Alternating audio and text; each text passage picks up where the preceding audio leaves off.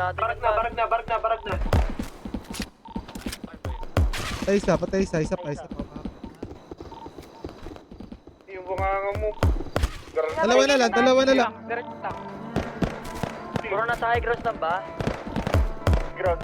Sana lang. Puti, low na yan. Kaya ako nang bahala dito, panoorin nyo na lang paano ko tumatayin. Highlight Ubos, apat pre, hold up pa. Hold up pa.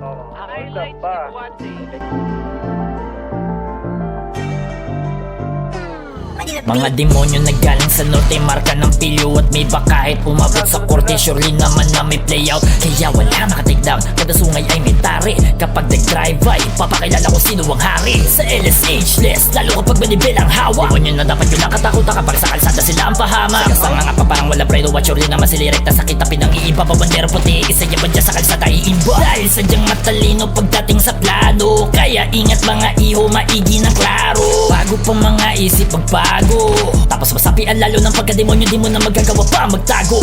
Blow! Tinaguri ang tuloy. Blow! Demonyo na lover boy.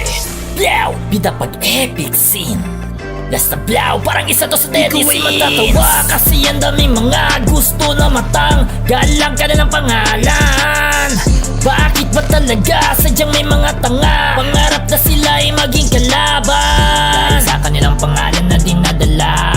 Para sa iba'y karangalan ng makaisa, ay pagbigay alam sa kanilang kapamilya. Pinuha kinauluan mga sundalo ni Bata. Puking ina mo. Walang kikilos ng masama dyan, kung ayaw nyong meron tama.